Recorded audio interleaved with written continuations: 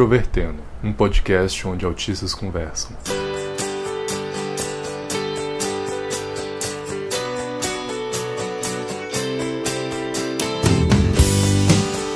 Olá para você que está ouvindo o podcast Introvertendo, esta plataforma que reúne pessoas dentro do espectro autista em diferentes lugares do Brasil para contar suas histórias.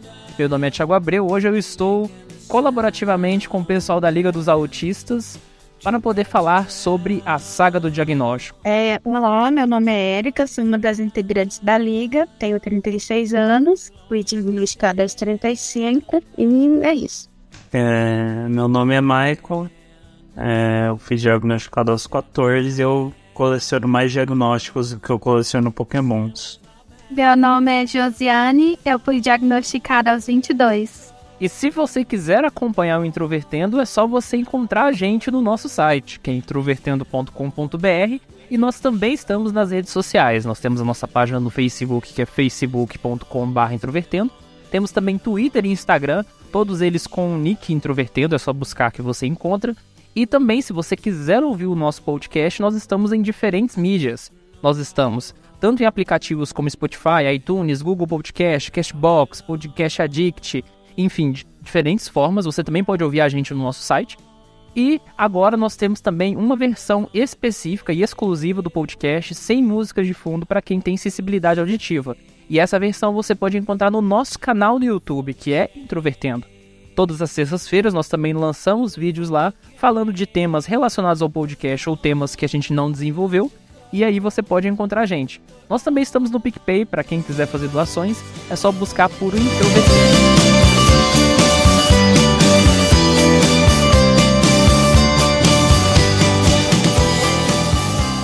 Chegou de manso, fala que curtiu o meu balanço e se amarrou no jeito que eu danço. Ela mente o tempo todo, mas não me canso, nunca faço. Uma coisa que ocorreu esse ano é que a Liga dos Autistas iniciou uma coluna na revista Autismo. Para quem não conhece a revista Autismo, é só acessar revistautismo.com.br. E o primeiro texto da Liga, que foi chamado Dificuldades do Diagnóstico Tardio, apresentou justamente a temática que a gente está falando hoje, que também é uma dificuldade, principalmente para pessoas que foram diagnosticadas depois de adulto, que não é, por exemplo, o caso do Michael, mas é claro que esses processos acabam refletindo também na vida adulta, né? Queria que vocês falassem um pouco sobre o processo diagnóstico de vocês. Eu sempre me achei uma pessoa muito burra, muito lerda, não entendia muito o que as pessoas estavam me dizendo. Teve épocas na escola que eu não sabia nem o que eu estava estudando, que me deu, não sei o que foi aquilo, e eu comecei a fingir que estava prestando atenção, que eu estava entendendo tudo, mas não sabia o que era. E sempre foi assim, né? E sempre estudando pra caramba e, por exemplo, concurso, nunca conseguia classificação, passava, mas não classificava. Por mais que eu estudasse, eu não entendia o que estava acontecendo, porque eu sempre me esforçava bastante. Até que, o ano retrasado, minha mãe estava assistindo uma reportagem sobre autismo e ela falou que as características batiam muito com o meu perfil. Pediu para eu dar uma pesquisada e tal. Aí eu pesquisei e na hora que eu comecei as pesquisas, eu fui aprofundando e cada vez que eu me aprofundava mais, eu me identificava. E aí foi quando eu comecei com a saga do diagnóstico. Aí fui uns 4 psicólogos, um neurologista, uns 3 psiquiatras e 2 neuropsicólogos para poder conseguir o diagnóstico. A metade desses profissionais ou riram da minha cara ou já foram logo sendo bem ignorantes, dizendo que eu não era autista porque eu olhava nos olhos, porque eu me expressava bem. E várias outras coisas assim que quem sofre com o diagnóstico tardio ou mesmo precoce sabe que é complicado lidar com esse pensamento de profissionais que só tem a teoria, mas não tem a vivência prática que nós autistas temos. E assim, a arrogância que eles têm na hora de atender o paciente, que é muito difícil de lidar. E o autista não sabe lidar com essa questão de entrar em conflito com a pessoa para poder mostrar com convicção a sua visão sobre o diagnóstico. Então, é o que eu sempre falo também para o pessoal na liga, né, no grupo de conversa, que tem que estudar bastante, sim, antes de ir. Claro que você também não vai chegar lá, bater no pé, dizendo que e pronto, acabou. Não, se o profissional já não está dando atenção devida de nem te ouvir e também sendo arrogante, procura outro. Demora sim, mas vai procurando que uma hora chegue alguém que ajuda nessa parte. E a minha primeira avaliação neuropsicológica foi, assim, algumas coisas eu concordei, mas a parte de colocar que era transtorno do espectro autista, o neuropsicólogo simplesmente colocou transtorno de aprendizagem escolar, que não tem nada a ver. E eu fiquei bem, assim, abalada com isso tudo, porque a gente, quando descobre que é autista, a gente começa a fazer sentido, né, a nossa vida, e é um alívio, é uma paz, que finalmente entendi por que eu ajo assim, entendi porque eu, às vezes, achava que eu era burra, mas hoje eu sei que não sou. Entendi por que hoje eu consigo me expressar melhor e antes não. O diagnóstico ajuda a gente a começar a se desenvolver, o tanto que a gente não se desenvolve antes, de tanta pressão que a gente tem, seja pela família, seja pela sociedade, enfim. E, assim, apesar da dificuldade que foi, porque eu comecei o ano retrasado, mas o meu diagnóstico só saiu o ano passado, em julho. Então, foram mais de 6 meses até que eu conseguisse. E tem gente que passa até mais tempo, 9 meses, 1 ano, e é bem complicado. E a gente tem uma amiga nossa que hoje ela ia receber a devolutiva, né? Só que aí, como a gente tá gravando agora, eu tô ansiosa para saber o que deu o resultado dela. Mas ela também passou pelo mesmo processo que eu. E a primeira avaliação dela também deu errada. E ela ficou bem mais abalada do que eu. E assim, até que essa experiência ruim, a primeiro momento que a gente tem da avaliação não sai do jeito que a gente quer dizer, não é que a gente queira, né? Mas que a gente espera ter, serve pra gente ajudar os outros que vão chegando e passando por essa experiência ruim. Mas, graças a Deus, já consegui o diagnóstico. Tô seguindo com as terapias, os tratamentos e, assim, no início, né, a gente fica muito feliz com finalmente eu descobri o que eu tinha. E a gente fica com aquela visão de que a vida vai melhorar 100%. Melhora sim, mas as lutas continuam, né? Não é um mar de rosas depois do diagnóstico, tanto assim. No meu caso, eu tive o diagnóstico bem mais cedo. Só que eu também tenho um caso de tratamento psiquiátrico bem cedo, desde criança. E no meu caso, eu comecei o tratamento, acho que com 3 ou 4 anos, com um diagnóstico de TDAH, que na época, tava na roda da diagnóstica de TDAH para toda criança, e eu fui o que recebeu esse diagnóstico, porque não, é criança e existe, então a TDAH. Só foi com 14 anos que o mesmo neuropediatra que me deu o diagnóstico de TDAH percebeu que não é TDAH. E é engraçado porque, no caso, eu tenho as características do autismo bem caricatas. Então, eu não sei, porque a minha memória é bem falha, então talvez elas fossem um pouco mais disfarçadas quando eu era criança, mas já na minha adolescência, quando eu fui, eu sou a imagem bem caricata de um autista. Então, quando eu cheguei lá, eu ganhei o meu primeiro diagnóstico, assim, praticamente instantaneamente. Tipo, meia hora. Tanto é que eu nunca tive muita confiança no meu primeiro diagnóstico, porque assim, eu me identificava como autista, realmente fazia sentido pra mim o diagnóstico. Só que eu não tinha confiança no diagnóstico. Eu não tinha já confiança no diagnóstico de TDAH. Eu sabia que, tipo, não tinha nada a ver com os sintomas que eu tinha. Eu não tinha TDAH. E especial porque o tratamento com medicação de TDAH sempre não funcionou bem comigo.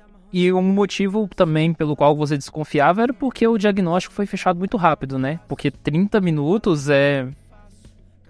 E depois aconteceu isso, veio o diagnóstico pra Asperger foi fechado em 30 minutos, tipo, eu fiquei meio cabresto, então também eu não segui com nenhum tratamento específico, eu fechei o diagnóstico e beleza, segui a vida. E foi até eu entrar na faculdade com 18 anos, que daí eu novamente precisei de ajuda médica e daí eu aproveitei para fazer uma reavaliação desse diagnóstico.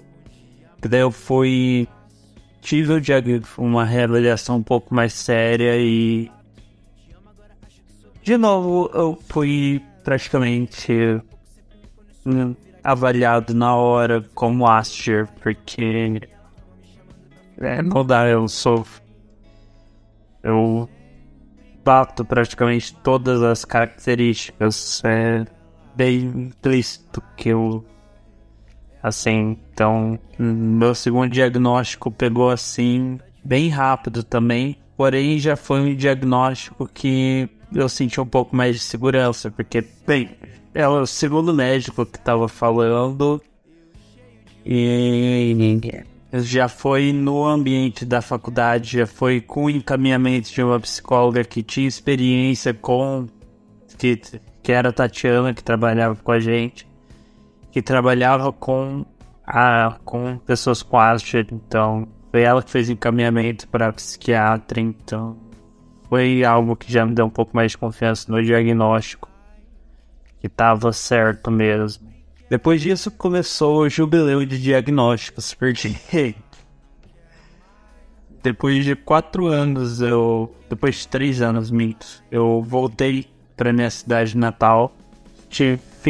Eu tava com problemas médicos, então eu tava fazendo acompanhamento psicológico e ganhei outro diagnóstico de Asperger, de um médico.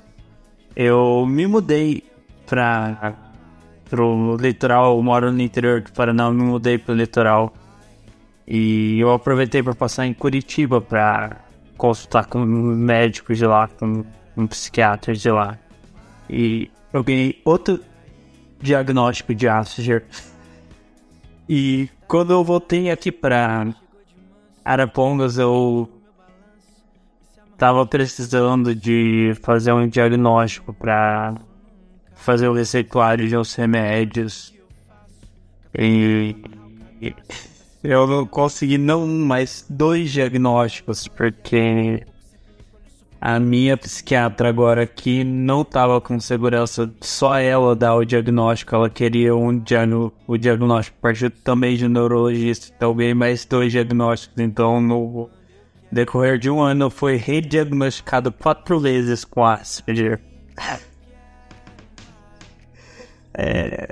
Então, quando eu falo que eu realmente sou a figura caricata, dá pra ver que eu realmente estou do outro lado do espectro. Eu sou aquela pessoa que você olha e você já diz que é autista, porque eu realmente tenho os estereótipos mais comuns, mais falados, o que no meu caso facilitou o diagnóstico. Então, o meu diagnóstico foi bem complicado, porque quando eu era criança, eu não ficava sem a minha mãe, e só de sair da presença dela, eu entrava em crises, e eu tinha muitas e muitas crises, e eu lembro que minha mãe me aconselhava, porque eu era considerada uma criança muito inocente e vulnerável. Então minha mãe aconselhava: Josi, não conversa com estranhos. Tá, eu sigo regras, eu sigo muitas regras. E eu iria pra escola, e algumas vezes alguma amiga dela ia buscar uma outra criança e ela falava pra me buscar. Só que eu não ia, porque minha mãe falava: Josi, não conversa com estranhos. Mesmo eu sabendo que era uma amiga dela, era uma pessoa estranha pra mim. E depois a minha mãe brigava comigo, eu ficava muito confusa. Então essas questões de seguir regras, de eu ficar confusa com regras ambíguas, sempre foi muito evidente em mim. Aí na escola, durante o recreio, o intervalo, quando tinha muito barulho, muitas crianças soltavam as salas, eu desmaiava. E a minha mãe me levou no neurologista, me levou em variados médicos. Eu fiz muitos exames. E não foi identificado nada no meu cérebro, nada. E ficou por isso mesmo, não receitou remédio, nada do tipo, nem acompanhamento psicológico, nada. Eles não disseram nada pra minha mãe, não souberam explicar por que eu estava desmaiando na escola, por que eu tinha as crises sensoriais, não souberam explicar nada. Eu acredito que foi porque eu fui uma criança que eu falei muito cedo. Com 9 meses, eu já falava. A minha dificuldade sempre foi motora. Eu usei 2 botinhas ortopédicas porque eu andava muito nas pontas dos pés. Até hoje, quando eu estou feliz ou ansiosa, eu ando nas pontas dos pés. Especialmente quando eu estou feliz, eu pulo na cama com as pontas dos pés. Mas essa aí é outra história. Continuando, eu fui para o ensino médio. O ensino médio foi péssimo. Eu sofri muito bullying no ensino médio porque era perceptível que eu era muito diferente das outras garotas. Mesmo que eu usava camuflagem, mesmo que eu passava a imitar os comportamentos, a escola sempre foi um lugar que me deixava sobrecarregada. O tempo todo eu estava sobrecarregada, então eu precisava isolar-me durante algum tempo para me sobrecarregar. E as pessoas não entendiam que por um tempo eu iria me isolar, mas que depois eu voltava. Então eles me acusavam de ser solitária, estranha, diferente, esquisita. E eu passei a encontrar refúgio na biblioteca. Até aí tudo bem. Só quando chegou na 8ª série, 1º ano, a escola estava muito grande, tinham muitos alunos e eu voltei a desmaiar na hora do intervalo. E isso deixou minha mãe extremamente preocupada. A gente foi no médico novamente, só passou uma vitamina, disse que era anemia, mas o exame não acusou anemia. Beleza, eu fui para a faculdade. Ficar longe da minha mãe na faculdade foi um grande desafio, porque não era na mesma cidade. Eu fui e morei com a minha melhor amiga. A minha melhor amiga sempre foi a pessoa que eu mais imitei. Ela sempre foi aquela menina popular, o modelo ideal. Sempre aceita socialmente. E durante a faculdade estava tudo indo bem, eu estava indo bem na teoria. Eu sou psicóloga, então chegou o estágio clínico e a minha camuflagem caiu. Porque como que eu iria imitar o meu paciente? Só estava o meu paciente e eu ficava muito desesperada. Porque, no caso, eu era o refúgio do meu paciente. Estava nós dois na sala. Não tinha ninguém para me imitar. Então, foi muito desesperador por causa do contato visual, sobrecargo, desabafo do paciente. O paciente também usava muitas metáforas das quais eu não entendia. Isso para mim foi muito desafiador. Foi muito difícil, eu chorei, eu tive muitas crises. Os meus colegas, nesse período, tiveram 3 pacientes. Eu fiquei só com uma, graças a Deus. A minha professora orientadora na época foi muito gentil e deixou eu ficar somente com um paciente. Isso me ajudou muito, porque senão eu teria tido muitas outras crises. Então, uma colega que estudava comigo sempre falava: Josi, vai no psicólogo, Josi, vai no psicólogo. E eu não tinha condições de ir, até que eu cheguei na minha mãe e falei que eu estava precisando. Minha mãe realmente viu que eu estava precisando muito. A gente arrumou os orçamentos e eu comecei a ir no psicólogo. Logo, a minha psicóloga encaminhou para o psiquiatra. E o meu psiquiatra, ele é fantástico, ele é excelente. O filho dele também é autista, então ele é especialista no assunto. E eu acho que desde o primeiro momento, quando ele me viu, ele deve ter percebido. E foi mágico, foi muito bom, foi fantástico estar com o meu psiquiatra, com a minha psicóloga. Acredito que eles devem ter trabalhado juntos. Hoje, a minha medicação é mínima, eu uso 50 mg de Zoloft. Em novembro, o meu psiquiatra disse que vai retirar a medicação e que eu vou continuar com a terapia com a psicóloga por causa do treinamento de habilidades sociais e também por causa do apoio que eu preciso. E é isso, eu estou muito feliz porque agora que eu saí do armário do autismo, eu não uso tanto a camuflagem. Eu uso a camuflagem quando eu estou com pessoas desconhecidas, mas, em geral, quando eu estou com meus amigos, com a minha família, eu estou sendo eu mesma e eu sou muito comunicativa, porque durante as minhas camuflagens, por causa da inabilidade social, eu fingia ser tímida, porque tudo que eu falava era considerado estranho, grosseiro, rude, inadequado pelas pessoas. Então agora, como as pessoas sabem que eu sou autista, eles até aceitam o meu jeito estranho de ser, e isso é muito acolhedor pra mim. Só uma dúvida que eu tive quando você falou, nesse processo que você foi encaminhada para o psiquiatra, foi quanto tempo, mais ou menos, até fechar o diagnóstico? Olha, eu acredito que foi uns 4 meses no máximo, foi bem rápido, viu? Foi muito rápido. Sim. Eu vou contar a minha história aqui. Na verdade, eu acho que eu já contei lá no episódio 1, mas o episódio 1 ele tem um áudio tão ruim que eu tenho certeza que muita gente já desistiu de ouvir.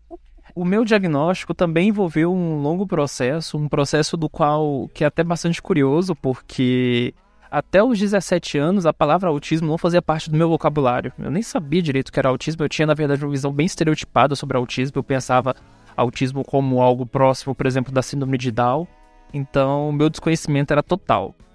E aí, ocorreu que eu tive vários processos de infância, porque eu acho que o marcador muito bom quando se trata de um diagnóstico clínico como autismo é você observar situações de infância que indicam, né, o diagnóstico.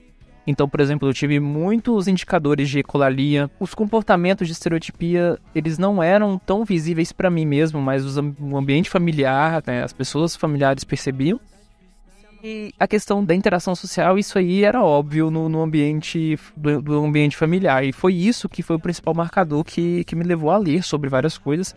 Então, um dia, na adolescência, eu estava lendo na internet sobre várias coisas, eu comecei a ler sobre diagnósticos. E aí eu fiz um teste da PUC do Rio Grande do Sul, chamado Temperamento. Eu não sei nem se ele existe ainda até hoje. Eu fiz isso em 2013. E era um teste gigantesco que avaliava coisas da sua infância, você respondia um formulário. E nesse processo você demorava tipo 2 horas para responder, então eram muitas perguntas. E no fim das perguntas só veio um monte de diagnósticos possíveis e o final da mensagem, procure o médico. Então tinha transtorno de ansiedade, depressão, tudo que você imaginar. E tinha um que eu achava bastante curioso, que foi o principal que me fez pesquisar na internet, que era transtorno de personalidade esquizoide. Eu li, identifiquei algumas coisas, procurei e justamente pelo fato de não ter dinheiro na época para procurar um profissional, eu fui avaliar, digamos assim, essa hipótese procurando grupos no Facebook de transtorno esquizoide. Eu lembro que eu achei um que tinha 15 pessoas. Mas eu não me identificava com ninguém desse grupo, eu não via semelhança nenhuma. A principal diferença que eu vi entre as pessoas que tinham transtorno esquizoide e eu é que eles tinham uma relação de desprezo com a vida, de raiva. E o que eu tinha não era necessariamente raiva, mas era muito mais uma decepção, uma frustração, que eu acho que talvez possa encontrar até identificação entre outras pessoas dentro do espectro, que é de você querer alcançar um ponto, mas você não consegue por causa da sua inabilidade, digamos assim, de relações sociais. Ok, eu continuei frequentando esse grupo durante um tempo, levei essa hipótese para uma psicóloga da instituição que eu estudava. Ela falou de imediato que ela não acreditava nessa hipótese, porque para ela não fazia sentido. E aí eu lembro que nesse mesmo grupo, uma vez um cara publicou assim, falando assim, olha, talvez muitos de vocês que estão aqui dentro desse grupo não tenham transtorno esquizoide, sim tenham síndrome de Asperger. E aí eu fui pesquisar na internet, síndrome de Asperger, o que era. E aí eu vi que tinha uma relação com autismo e eu pensava, autismo? Pelo amor de Deus, né? Não, autismo não. Aí eu pensei, vou tentar saber um pouco mais detalhadamente. Aí eu entrei num grupo do Facebook, ainda em 2013, se não me engano, chamado Grupo Asperger Brasil, que é um dos maiores grupos de Asperger autismo leve na internet. E neste grupo, no mesmo dia, eu encontrei um sinal de identificação. As queixas, as perguntas que eram feitas nesse grupo soavam parecidas. Eu pensei, opa, agora eu preciso procurar uma ajuda médica, porque autodiagnóstico pra mim nunca foi algo que me deixaria confortável, sabe? Eu lembro que eu fiz aquele teste que todo mundo faz, que é do site rduce.net, alguma coisa assim, né? Que faz um mapa mental assim de sua porcentagem neurodiversa, sua porcentagem neurotípica. É o Aspiquiz. Isso, o Aspiquiz. E aí eu dei uma probabilidade neurodiversa, e aí eu encontrei uma psicóloga aqui em Goiânia que trabalha com autismo, mas principalmente crianças, chamada Mariluz Caetano. E aí eu iniciei um processo de avaliação com ela, mas ela é psicóloga, psicólogo não faz diagnóstico, então ela foi somente para fazer uma espécie de relatório, identificar, para depois passar para o neurologista. E aí ela veio aqui em casa durante várias vezes, durante alguns meses, coletou rotinas, coletou, por exemplo, relatos de um amigo meu que gravou um áudio de 14 minutos falando como era a convivência comigo para ela. Conversou com a minha mãe no início, ela não acreditava na questão do autismo. Então ela primeiro pensou, talvez você tenha algum TDAH, tenha depressão, alguma coisa assim nesse sentido. Mas ela continuou, né, o processo. Quando ela foi aplicar alguns testes que ela tinha, que, se não me engano, ela fez alguns cursos nos Estados Unidos, e aí os testes indicavam a probabilidade, aí no final desse processo do relatório, ela chegou para mim e falou assim, olha, a minha hipótese é que seja Asperger mesmo. E aí ela passou para o neurologista, e esse neurologista recomeçou todo o processo de novo. Então, eu tive consultas com ele, depois disso eu fiz um exame de eletroencefalograma, né, que é aquele exame que faz... me desculpem, eu não sou da área médica, então se alguém tiver ou nos ouvindo seja da área médica e quiser corrigir, pode corrigir nos e-mails. Mas é para identificar se você tem lesões cerebrais e dessa forma não teve nada. Então, depois de algumas semanas, de alguns tempos, eu acho que todo esse processo, desde a psicóloga até o neurologista, foram vários meses, e aí ele fechou o diagnóstico. Ele, inclusive, só me deu laudo porque eu tinha uma questão prática com ele. Eu pedi gratuidade dos ônibus locais aqui, porque, né, ia ser algo bastante útil, mas, de forma geral, ele nem achava necessidade de entregar um laudo propriamente dito, até porque, para você fazer um laudo, você tem que geralmente ter uma aplicação, né? Mas aí, depois que esse diagnóstico foi fechado, eu continuei frequentando a comunidade do autismo, entrei na UFG, conheci o Michael nessa época, a gente frequentava o grupo Asperger, e a psiquiatra que me atendia, e se não me engano atendia o Michael também uma época, ela chegou pra mim e falou assim, olha, eu tô com sérias dúvidas do seu diagnóstico, porque eu não acho que você seja autista.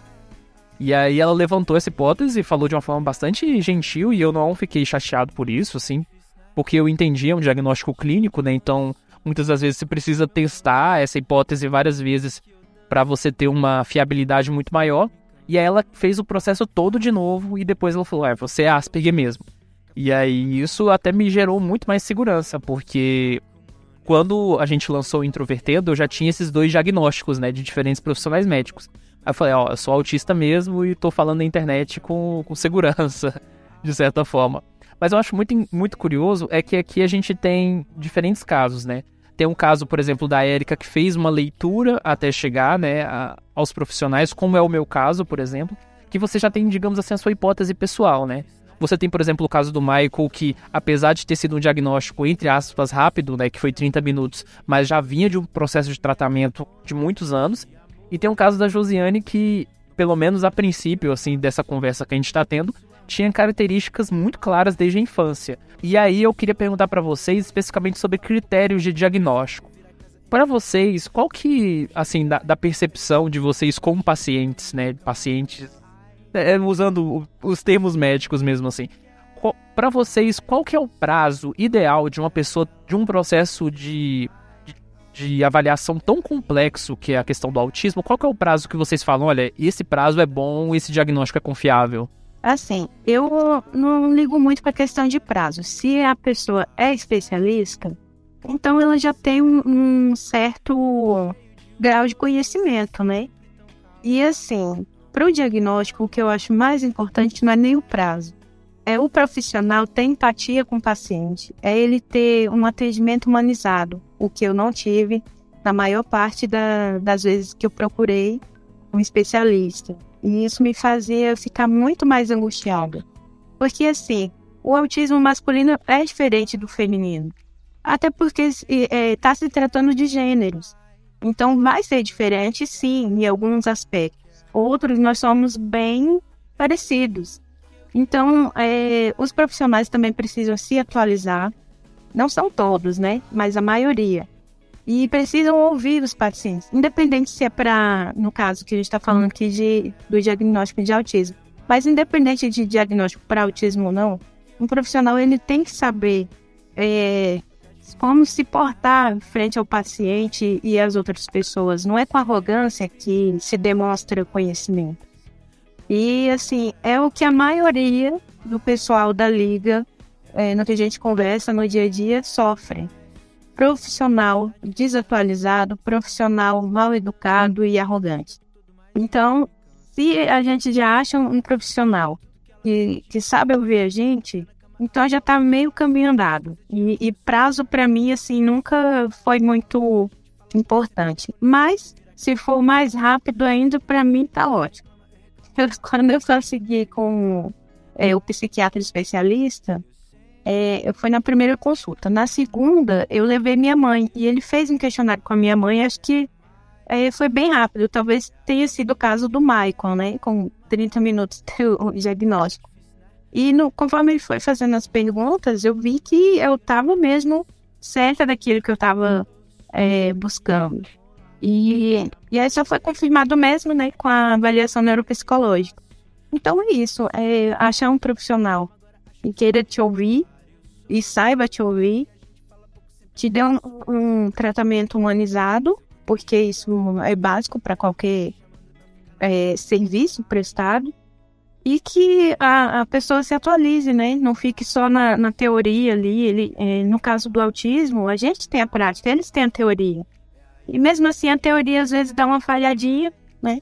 Então, eu acho que saber ouvir, ter empatia é o primeiro passo para conseguir o diagnóstico. Eu acredito que deve ser um diagnóstico muito profissional, que a pessoa autista deve passar pelo psiquiatra, pelo neurologista, porque o diagnóstico, de qualquer forma ou não, rotula a gente. E mesmo que a gente se encontre nesse diagnóstico, mesmo que seja um refúgio, é muito bom a gente ter certeza disso mesmo. Porque eu não sei vocês, mas pelo menos eu, quando alguém questiona o meu diagnóstico hoje, atualmente, eu fico muito irritada, muito estressada, porque só eu sei o quanto que eu sofri por não saber quem eu era. Então hoje eu posso afirmar com certeza, você está errado, eu realmente sou autista. Se você quiser, eu posso te explicar.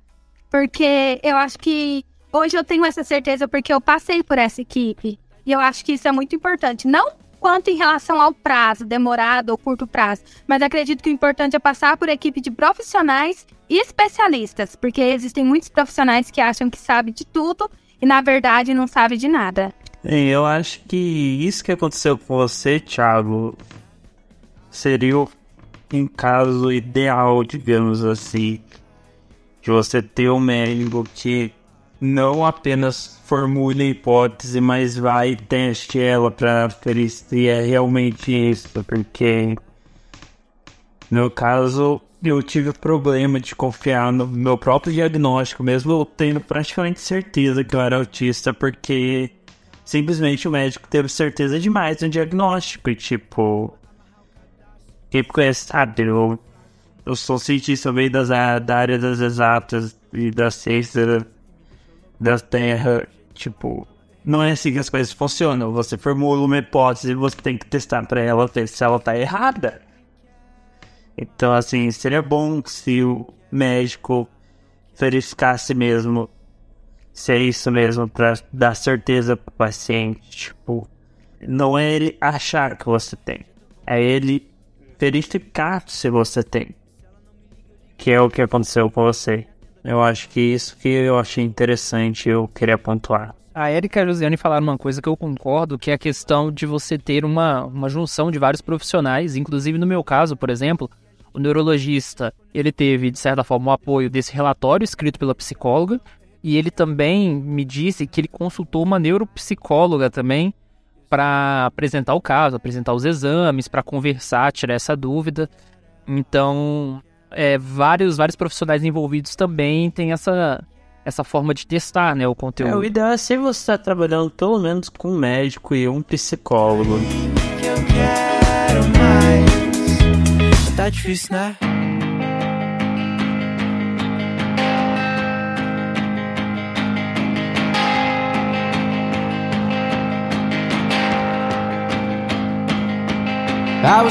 A Érica falou uma coisa sobre a parte teórica e a parte prática.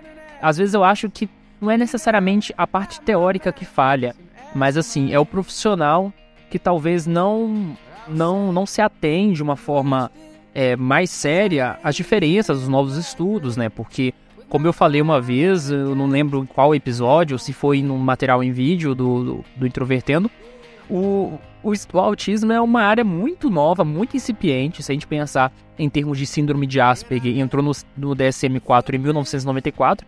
Então aquilo que a gente estabelece como um fato, digamos assim, né, entre aspas, um fato, em 2019 pode estar completamente superado ano que vem. Então é um negócio muito complicado. Mas aí eu queria perguntar principalmente para a Érica e para a Josiane, e aí isso é um tema polêmico, então provavelmente vai ter gente que vai concordar, discordar, mas aqui é pra gente mesmo estabelecer esse debate, eu acho legal.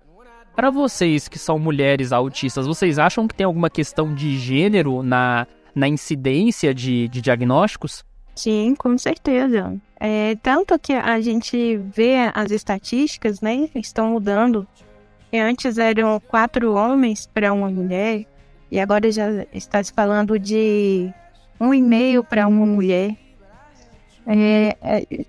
Justamente por essa questão de a mulher copiar muito o comportamento, as ações das pessoas. E eu costumo dizer também que a mulher é criada para ficar dentro de casa, para aprender a ser uma dona de casa, uma boa esposa. Claro que está mudando isso também. Mas ainda hoje tem essa visão, né? Que a mulher tem que ser 1001 utilidades. Então, meio que dá uma atrapalhada. Porque como a gente copia comportamento, a gente passa invisível, na maioria das vezes. Se não for um autismo, assim, bem escancarado, a gente vai levando. Tanto que eu fui diagnosticada com 35. A mãe do Vitor Mendonça, Selma Sueli, uns 52, se eu não estou enganada. Olha o tanto a diferença, né, de idade para quando se vai descobrir. Ela, inclusive, é jornalista, né? Então eu entendo um pouco o lado dela, assim, do ponto de vista de você usar a técnica jornalística também nas socializações. Uhum. E ela é bem comunicativa também, né? Sim, bastante. Mas, assim, você falou sobre essa questão do estudo de 1,5. E, se não me engano, há umas controvérsias com relação a isso, porque, digamos assim, qual estudo que fala exatamente a questão do e-mail? Porque eu já ouvi falar sobre isso, mas eu nunca fui atrás exatamente desse caso do e-mail. Assim, eu li, mas eu não lembro. Essas questões de onde foi a fonte? Nunca me pergunta porque eu não lembro. Mas, assim, a pessoa que me passou foi até a Adriana, mãe da Amanda Pascoal, então eu confio bastante no que elas me enviam para ler. E assim, eu não me atenho muito onde é que foi. Eu leio e pronto, e depois eu esqueço. Mas eu vou tentar descobrir e depois eu te passo a fonte. Nota do editor. Logo após a gravação do episódio, eu fui atrás do artigo para poder saber do que se tratava. E o artigo original, ele está linkado no site do Introvertendo. Então você pode acessar e ler e tirar suas conclusões por si mesmo. Mas, do que eu entendi, na verdade, essa abordagem de que, por exemplo, o 4:1 seja um mito não é verdadeira. Na verdade, os dados que falam sobre o 4:1, eles são muito bem estruturados, eles inclusive levam em conta a subnotificação de mulheres autistas, mas isso eu vou falar em seguida. E eu quero falar o seguinte, esse artigo é da Judith Gold, desculpem pelo inglês ruim, mas ela é uma pesquisadora muito importante na área de autismo, inclusive ela trabalhou na mesma instituição da Lorna Wing, né, que, enfim, é uma pessoa que dispensa apresentações.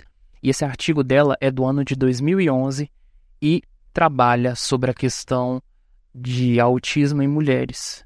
E ela cita nesse artigo um compilado de estudos estatísticos com relação à predominância de autistas nos Estados Unidos, até onde eu consigo me lembrar, e são cerca de 38 estudos, se não me falha a memória.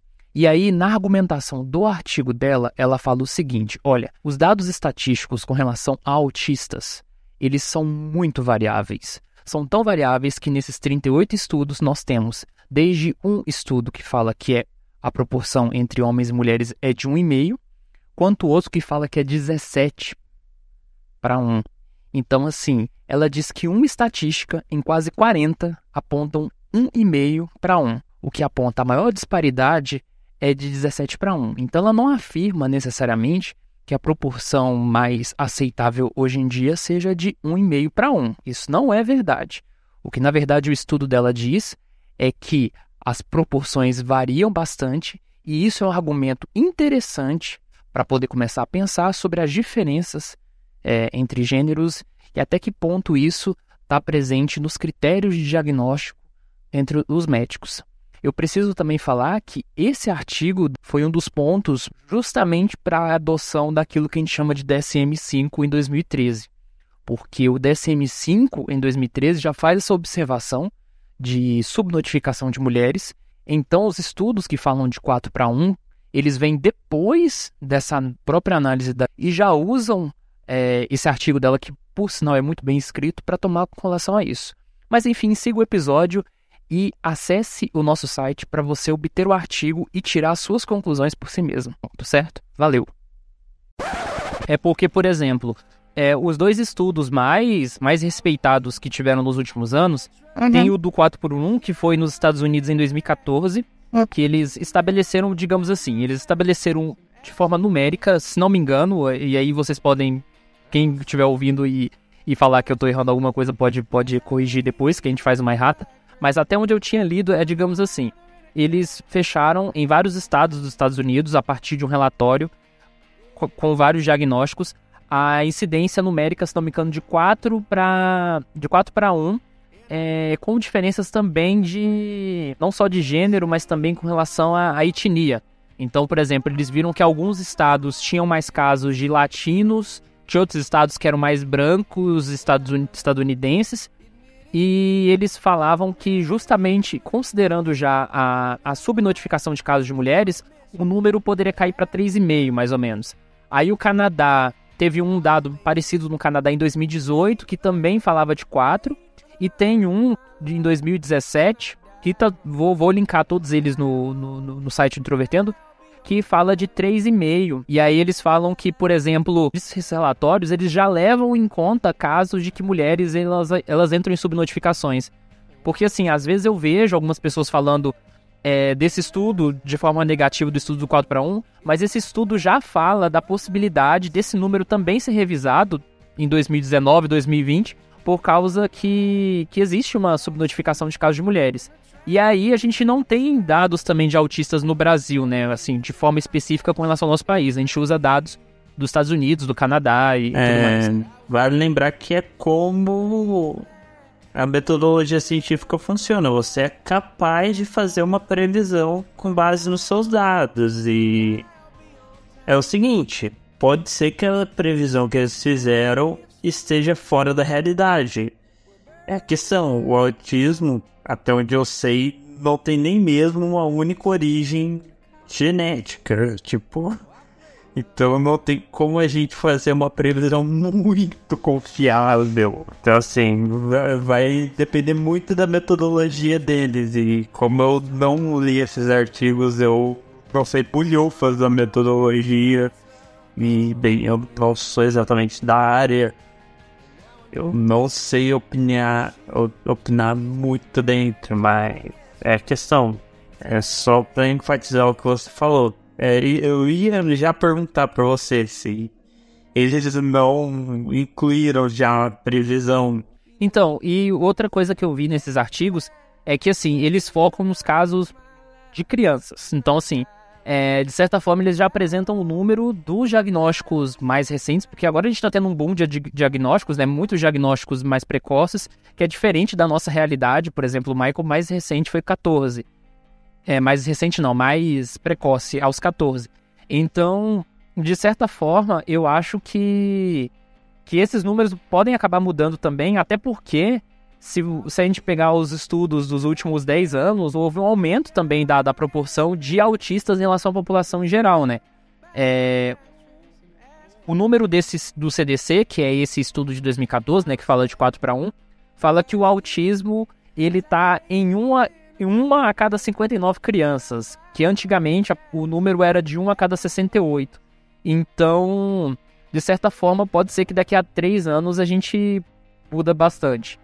Como eu não sou tão inteirado da cultura dos Estados Unidos, e eu olho assim para a cultura brasileira, para o contexto que a gente vive brasileiro, e como jornalista, ou seja, não como um cientista, eu tenho a impressão de que é muito mais difícil, pelo menos assim do que eu percebo dos casos, das coisas que eu leio, que é muito mais difícil diagnosticar mulheres do que homens, né? Sim. É pela questão, né? A gente tá sempre copiando imitando. Então, por isso que tem essa dificuldade. E é como você falou, da questão de ser subdiagnosticados. Eu, por exemplo, só fui diagnosticada com depressão até uma certa idade. E agora, com a saga do diagnóstico, eu tinha uma leve suspeita de TDAH. Então, tenho TDAH, tenho TAG e tenho depressão. E várias outras meninas do nosso grupo têm outros tipos de transtornos. E só foram diagnosticadas com esses transtornos. Então, é mais complicado ainda, né? Às vezes essas comorbidades levam ao diagnóstico de autismo, de certa forma, né? Porque, por exemplo, eu só fui começar a chegar na questão do autismo porque eu tava com suspeita de depressão também. Depressão é uma comorbidade que é muito comum nos autistas, né? Sempre conversando com os autistas, a gente percebe que praticamente todos que eu converso, Josiane, praticamente todos os autistas que eu conversei relataram para mim episódios depressivos. É verdade, hoje a gente estava até comentando isso no nosso grupo sobre depressão. Exatamente. A gente tem um novo colega que ele também está se formando em jornalismo. E ele quer fazer uma matéria sobre autismo e depressão. E aí, todo mundo lá, né? Ele perguntando quem tinha, olha, com certeza. Os entrevistados e o entrevistador vão estar nessa sua matéria. É bem engraçado, certas coisas. Porque quando um pergunta, fulano, você sente isso assim? Aí vai todo mundo junto. Eu também sinto. Então tá todo mundo reunido. Um assunto aqui muito recorrente entre nós 4 é a questão da complexidade do diagnóstico, não só pelo processo, mas também a confiabilidade, a questão pelo fato de ser diagnóstico clínico. E aí a Érica e a Josiane falaram sobre a questão de se ter profissionais, uma equipe de multiprofissionais, e o Michael falou da questão de você fazer várias revisões conforme o método científico. Para vocês, considerando esse problema, digamos assim, que a gente está tendo, principalmente de discussões sobre, tem certos grupos sociais que têm menos diagnósticos, vocês conseguem ver algum tipo de solução prática a curto prazo que a gente poderia pensar e discutir na comunidade do autismo para poder, digamos assim, rever isso de alguma forma social? A princípio, a conscientização, né? Que a gente sempre reforça isso, que tem que mudar essa visão que agora pode-se dizer inadequada de que o autismo é só aquele padrãozinho ali, que todo mundo tem que se enfiar naquela caixinha e pronto, aquilo ali acabou. Tem que mudar, tem que ampliar a visão, né? Tem que, tanto profissionais quanto a sociedade, tem que começar a mudar essa visão de que autista é retardado mental, que não é isso. Autismo é só um sistema operacional cerebral diferente e não é doença, porque todo mundo acha que ser deficiente é doente e pronto, tem que curar. E autismo não tem cura, né? Então, a princípio, como você falou, a curto prazo, tem que ser a conscientização, porque só assim que muda. Como você falou no início, né, você meio que ficou em dúvida sobre o que te falaram, sobre a suspeita de você ser autista. Assim como eu também fiquei a princípio, sabe? Não sei, né, mas vamos ver se é isso mesmo, e aí eu fui pesquisar. Porque a gente tem as informações equivocadas. Então, é preciso, sim, informar de forma adequada e conscientizando as pessoas sobre como realmente é. E só da gente estar conversando aqui hoje, agora, sobre esse episódio, é uma forma de conscientização. Eu acho que nós, como autistas, adultos, considerados funcionais, porque, na minha opinião, todo ser humano é funcional na medida do que consegue fazer. Não existe uma pessoa que não é funcional. Todo ser humano é funcional na medida do que consegue fazer, na minha opinião. Então, eu acho que nós, autistas, nós temos sim como obrigação, entendam a obrigação entre aspas, de nos expor para ajudar os próximos autistas que estão vindo. A gente pode ser representatividade, a representatividade que a gente não teve. Eu fico muito feliz porque muitos pais vêm falar comigo, mandam o vídeo dos filhos, em especial pais de meninas, enviaram um vídeo da filha cantando, tal. Eu conversei com a menina, falei que era linda, falei que ela era inteligente, que ela ia estudar, que ela ia ser qualquer coisa. E eles ficaram tão felizes. E eu fiquei mais feliz ainda de poder ser a representatividade que eu não tive. Porque eu sempre procurei me camuflar e imitar, porque eu nunca pensei, poxa, eu sou assim diferente, mas aquela pessoa também é diferente, aquela pessoa é isso e aquilo. Não, nunca foi assim. Então, eu acho que a gente está fazendo isso aqui hoje, essa forma de divulgação, é uma forma de conscientização e aceitação do autismo, porque o autismo não é doença. E as pessoas autistas podem fazer qualquer coisa, inclusive autistas severos. Eu, por exemplo, sou muito fã da Carly. Não sei se você conhece, é uma autista severa norte-americana. Ela é não verbal, ela é repórter, utiliza tecnologia alternativa, comunicação alternativa. Então, qualquer coisa é possível. Eu acho que as pessoas têm muita psicofobia, inclusive os profissionais, muita discriminação e preconceitos. Por isso que nos acusam. Ah, não é autista porque faz isso. Ah, não é autista porque faz isso. Mas quem disse o que o autista não pode fazer, gente? Eu fico muito irritada por causa dessa afirmação, não é autista. Porque eles nos acusam de não ser autistas porque a gente se esforçar e fazer qualquer coisa. E a gente pode fazer qualquer coisa. O autista pode fazer qualquer coisa. Eu queria perguntar agora pra vocês uma coisa que talvez vá de outro lado, assim, da situação, que é o seguinte: vocês já encararam com a situação de vocês falarem sobre os seus diagnósticos com as pessoas e as pessoas reagirem, digamos assim, ah, eu acho que eu tenho isso.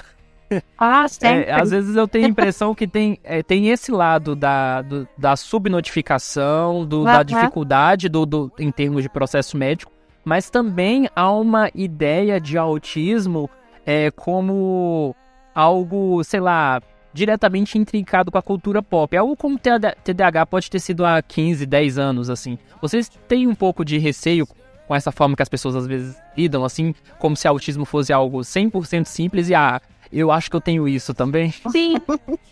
Sim, isso acontece muito. Quando eu contei pra avó do meu namorado, explicando pra ela a minha forma de ser, porque a avó do meu namorado sai muito, ela vai em forró. E na cabeça dela, né, eu sou uma pessoa jovem, eu não gosto de festa, não gosto de barulho. E aí ela ficava me implicando, mas minha filha, eu saio mais que você. Aí eu fui explicar pra ela que eu não gosto de sair, que eu sou feliz e que eu achava muito bom quando ela saía, porque aí eu ficava sozinha e que ficar sozinha é ótimo. E aí eu contei pra ela do autismo, sabe, da dificuldade de comunicação. E quando eu falei da inabilidade social, ela olhou pra mim e falou assim, minha filha, eu acho que eu tenho isso. Porque quando eu estou em grupo, eu fico com vergonha de falar. Eu só abaixei minha cabeça assim, eu falei, nossa, você não tem noção do que você tá pensando. Eu respirei, expliquei pra ela todo o complexo do autismo, quanto é difícil ser autista. E aí ela compreendeu um pouco melhor. Mas às vezes ela ainda fala, minha filha, eu acho que eu tenho aquilo. Porque quando eu tô com as minhas amigas, aí elas estão conversando sobre tal assunto e eu fico com vergonha de falar. Ai, meu Deus do céu.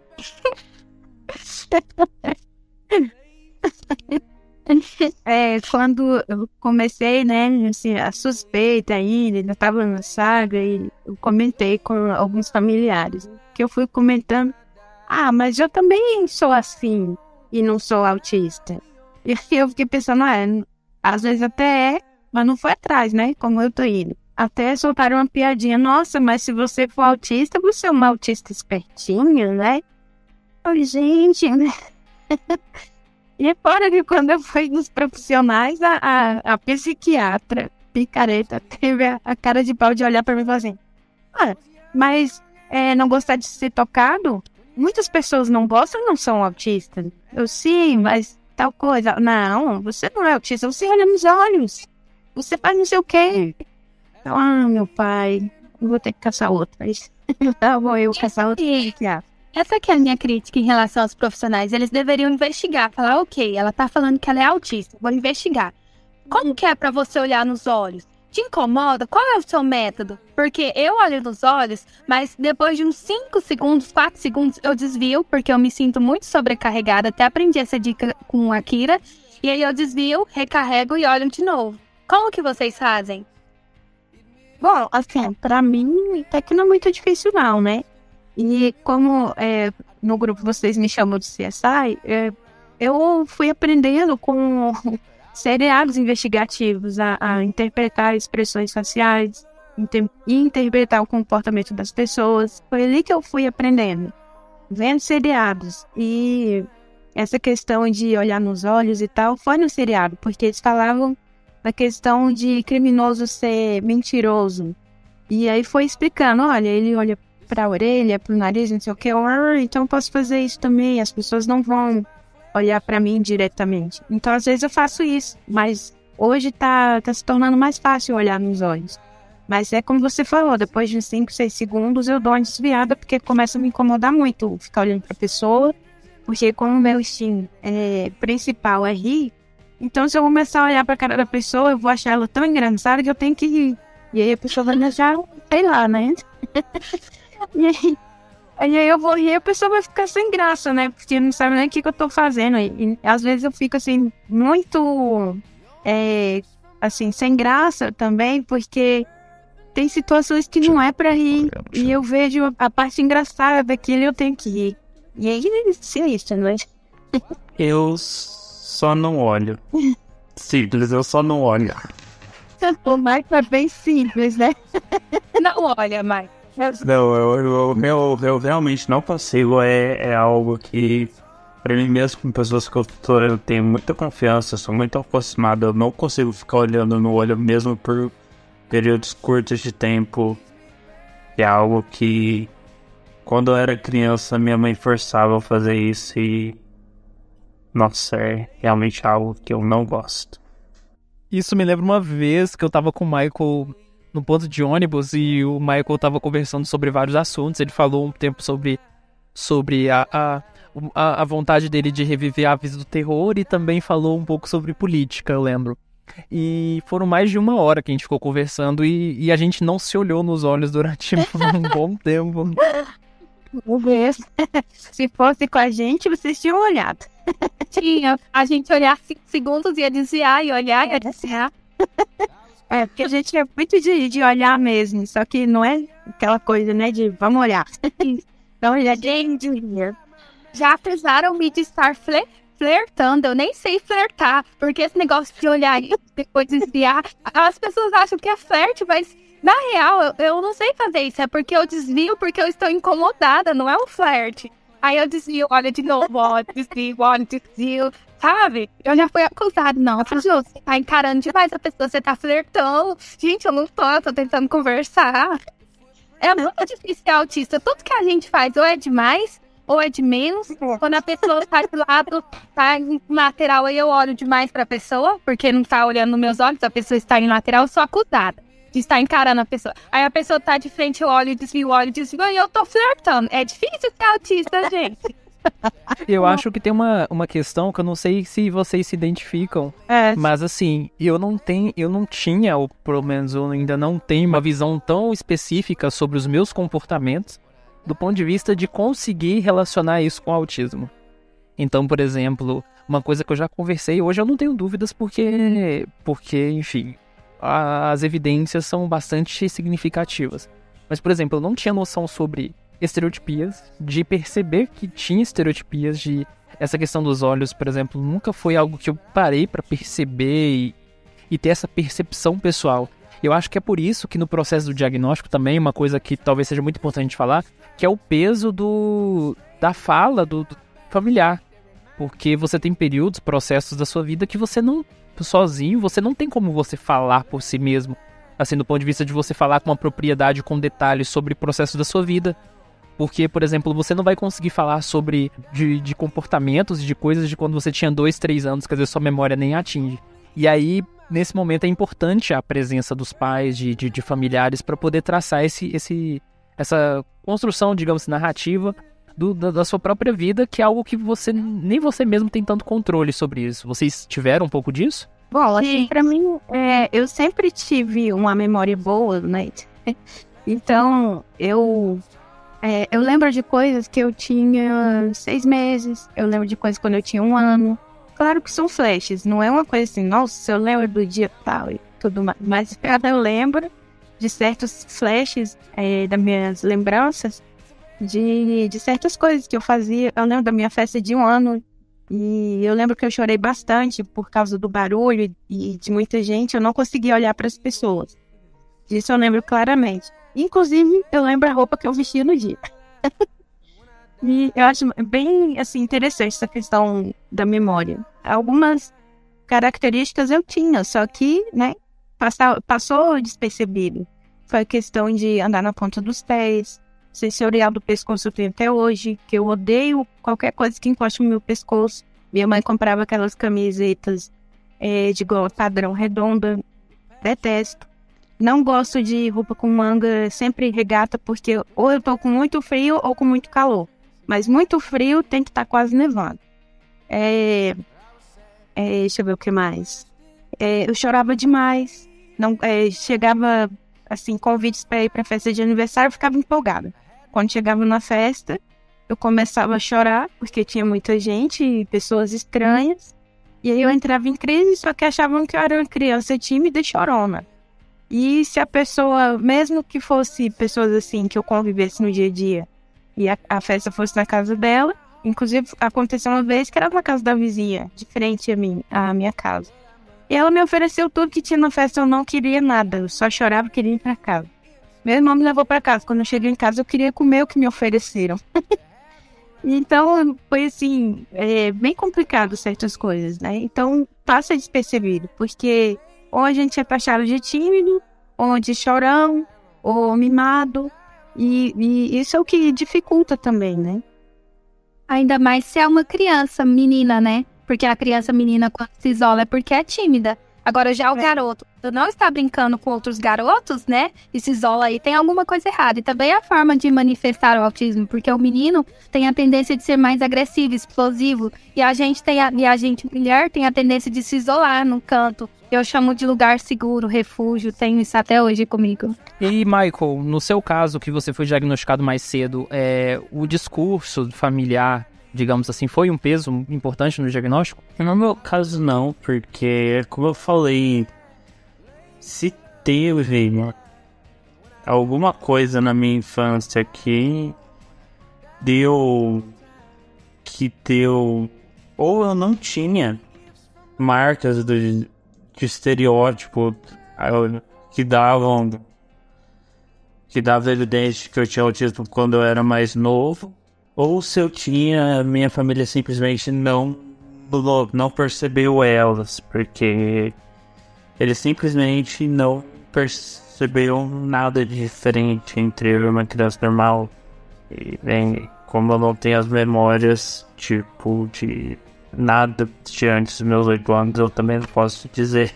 Então, assim, no meu caso foi até o contrário. Realmente,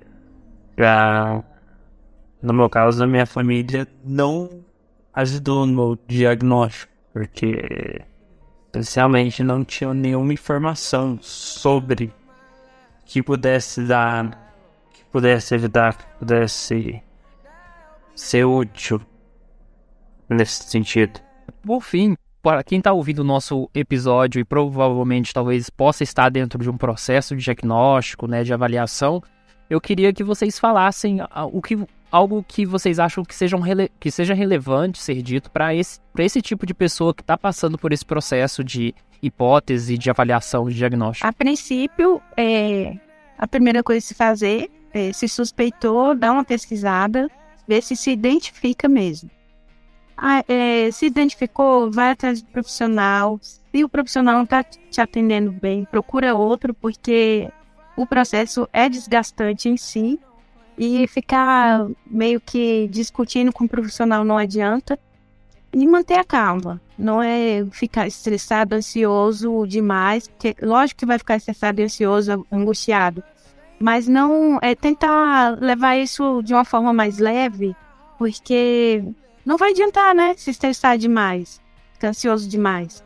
E isso acaba, né, deixando a gente muito mal durante essa saga toda do diagnóstico. Então, tentar levar ao máximo com mais leveza e tranquilidade, que dá tudo certo, sem desespero. Bom, a minha sugestão é que durante a saga do diagnóstico, como a Erika sempre falou, é muito complicado, é difícil, traz sofrimento. Então é importante se manter em psicoterapia para ter o apoio do seu psicólogo. E além disso, ir em profissionais que realizam diagnóstico, profissionais especialistas em TA. Eu tive a sorte e o privilégio, na verdade é um privilégio, porque o meu psiquiatra, além de ser especialista em TA, possui filho autista. E além disso, ele contou-me que teve um professor que deu aula para ele na faculdade, o professor autista, e hoje esse professor é psiquiatra. Então ele teve muito contato com isso. Então eu acredito que também por isso que quando meu psiquiatra e minha psicóloga trocaram informações foi mais tranquilo. Então se vocês estão atrás de um diagnóstico ou de alguma dúvida, vão em especialistas, independente da comorbidade, independente do transtorno. É sempre bom ir em uma pessoa especialista porque existem variados transtornos, variadas patologias, e algumas podem se confundir mesmo. E por fim, se você é pai ou mãe e você tem suspeita de que seu filho tem autismo, não perca tempo. Quanto mais cedo o diagnóstico, melhor para a criança. Facilita muito para a vida da pessoa, ela sabendo lidar com o que ela tem. E, para você também. Então, se por acaso você chegou aqui e você está ouvindo isso, não é bom. E se vocês são pais de autistas, incentivem os seus filhos. A minha mãe também foi a minha primeira professora, que foi um outro privilégio que eu tive. E ela sempre incentivou-me desde pequena. Quando ela percebeu a minha dificuldade social, ela abriu conta no mercadinho da esquina de casa. Ela ia até metade e eu tinha que ir sozinha. E como recompensa eu poderia comprar o que eu quisesse no mercado, desde que eu fosse sozinha, falasse bom dia para a atendente, comprasse e assinasse. E ela sempre falava: Rose, você consegue, pode ir sozinha, apresentação de trabalho, tudo, qualquer coisa. Ela sempre falou: você consegue, pode ir sozinha. Então, se o seu filho é autista, você percebe a vulnerabilidade dele, se você percebe a inocência, que é a cegueira social, incentive o seu filho. Nunca diga que ele é incapaz ou proteja demais, porque um dia o seu filho ficará sem você. Então, incentive, acredite nele, porque especialmente tudo que eu sou hoje é por causa da minha mãe, porque ela sempre acreditou em mim. E hoje mesmo eu estou sozinha, eu estou na minha pós-graduação em um hotel, estou dividindo um quarto com 2 colegas que eu não conhecia. Uma eu conheci hoje, então são pessoas estranhas, e eu estou aqui no quarto, elas foram pro shopping, eu não quis sair, e eu consegui, e eu vou voltar sozinha. E a minha mãe até chorou na rodoviária, porque ela ficou muito emocionada por eu estar indo sozinha, e isso só é possível porque ela acreditou em mim. E se eu percebi que ela acreditou, eu tentei, e eu consegui. E então é isso, acreditem nos seus filhos. When I die alone, die I'll be on time.